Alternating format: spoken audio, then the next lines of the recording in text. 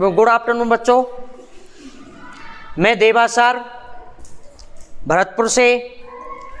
मैं आपके पास जो आने का मेरा उद्देश्य यही था कि मैं बच्चों को थोड़ा सा मोटिवेट कर सकूं। आपने देखा होगा कुछ बच्चे जब असफलता आ जाती है, असफल हो जाते हैं, किसी भी प्रतियोगिता परीक्षा हो या आपकी कहने मतलब कोई कंपटीशन क्लास हो, तो उसमें क्या है वो मायूस हो जाते हैं। तो मैं उनसे यही कहना चाहता हूं, जब मैं कंपटीशन की तैयारी कर रहा था 2013 में मैं जयपुर गया, और 2013 में जब मैं जयपुर गया तो वहाँ की जो कोचिंगों में जो भीड़ भाड़ थी उसको देखकर मुझे भी ऐसा लगा कि यार हमारा कैसे पार पड़ेगी, हम कैसे सक्सेस होंगे। लोग बाग बहुत ही एजड थे, एज काफ़ी थी। फिर हमने सोचा देखते क्या होता है, करेंगे तैयारी। हम भैया चले गए। तो हमने जो फर्स्ट जो कंपटीशन दिया था 2016 में टीचर का, वैकेंसी आई हुई थी, करीबन 16,000 वैकेंसी थी राजस्थान में। तो हमने 2016 में कंपटीशन दिया, उसमें हम असफल हो गए। मैं टीचर नहीं बन पाया और उस कंपटीशन में मैं फेल हो गया। मात्र मैं उस समय पॉइंट 66 से रहा था।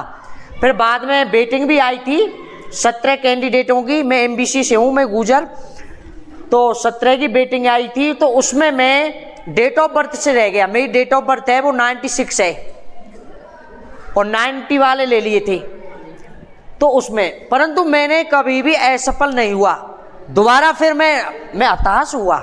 मुझे ऐसा झकझोर हो गया कि यार मैं क्या करूं, अब क्या मैं कैसे मैं लोगों को वो बताऊंगा कि आपने मैं असफल हो गया। परंतु मैंने सारी चीज़ों को सहन किया। दिल पर मतलब बहुत ही भावुक हो गए थे उस पर, परंतु हमने प्रयास करते रहे। और हमारे कहने मतलब 2017 में फिर वैकेंसी आती है और उस वैकेंसी में फिर हमने क्या दिया, फिर दोबारा कंपटीशन दिया। और मेरा भाई भी था, वो अभी जो पोस्टेड है सिरोही में है, वो भी कहने मतलब टीचर। हम दोनों भाई एक रूम में रहते थे, थोड़ा बड़ा रूम था, किचन थी, उसी में सारी सुविधाएं थी। हम बाहर नहीं निकलते थे रूम से, 15-15 दिन हो जाते थे, दूध वगैरह वहीं आ जाता था अंदर ही। ठीक है, हम पढ़ते रहे साहब। तो हमने जब पेपर दिया दोनों भाइयों ने, तो जब हमारा रिजल्ट आया तो हमारा दोनों भाइयों का सिलेक्शन हो गया। तो उस समय हमारे घर में, मेरे परिवार के अंदर इतनी बड़ी खुशी की लहर, मानो कि पूरा जग जीत लिया पूरे परिवार ने। मम्मी है, पापा है और भी भाई बहन जो भी थे, इतने बड़े खुश हो गए जैसे हमारे बच्चे ने शायद पूरा संसार ही जीत लिया। छोटी सी उस पर खुशी के आंसू, सारे लोग रोने लग गए। क्यों? वो रोना वो नहीं था दुख वाला, खुशी के आंसू थे। तो हमारा दोनों सिलेक्शन में मुझे अलॉटमेंट झालावाड़ हुआ और उनको शुरू हुआ। तो मैं आपसे यही कहना चाहूँगा कि आप लोग कभी असफलता से नहीं डरना है।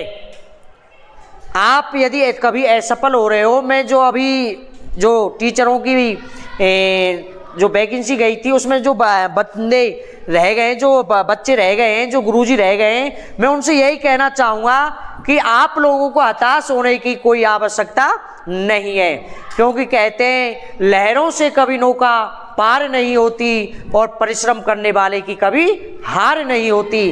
तो आप परिश्रम करते रहें। और एक बार और बता देता हूँ, लोग बाग आपके बारे में कुछ भी सोचें, कई कमेंट्स करें, कुछ कोई फर्क नहीं पड़ता उनसे।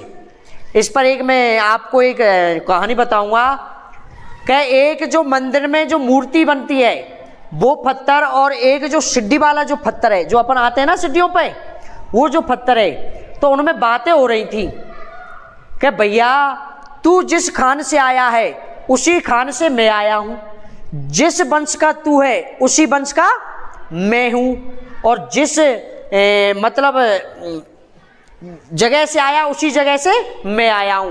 परंतु लोग बाग मेरे ऊपर पैर रख कर जाते हैं और आपके सामने सिर झुकाते हैं। ऐसा क्यों? ये अन्याय हमारे साथ क्यों हो रहा है? तो वो जो मूर्ति वाला जो पत्थर है, जो मूर्ति बनी हुई थी, मूर्त जो पत्थर है, वो कह रहा है उससे कि भैया आज तो आपको ये सारी चीज दिखाई दे गई, परंतु जब आपने ये चीज नहीं कही, जिस कारीगर ने जो मुझे ये मूर्त दी है ना, जिस कारीगर ने ये जो मुझे मूर्त दी है ना, उसकी मैंने लाखों करोड़ों छेनियां, भाई मूर्त बनती है छेनियों से ही तो बनती है, लाखों करोड़ों छेनियां मैंने सीने पर खाई हैं।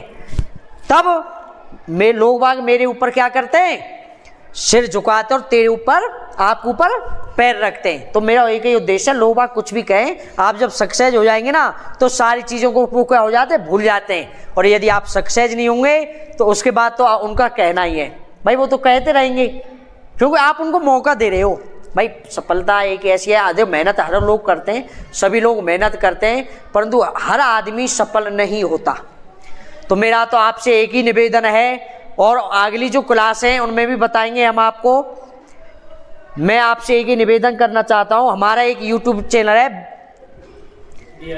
BRM सर, उसको आप अपने जो बच्चे हैं और आपके जो 10th 12th 11th जो भी क्लास है इंग्लिश मीडियम में, आप इस चैनल को सब्सक्राइब करो, और आपको इस चैनल पर बहुत ही अच्छी अच्छी वीडियो प्रोवाइड कराई जाती है बिना कोई शुल्क के। इसलिए मेरा सभी जो व्यू हैं, देखने वाले मेरे फ्रेंड हैं, मेरे मित्र हैं, और भी मेरे जो फ्रेंड सर्कल है, उनसे निवेदन है कि इस चैनल को आप जरूर सब्सक्राइब करें। धन्यवाद। राम राम साहब।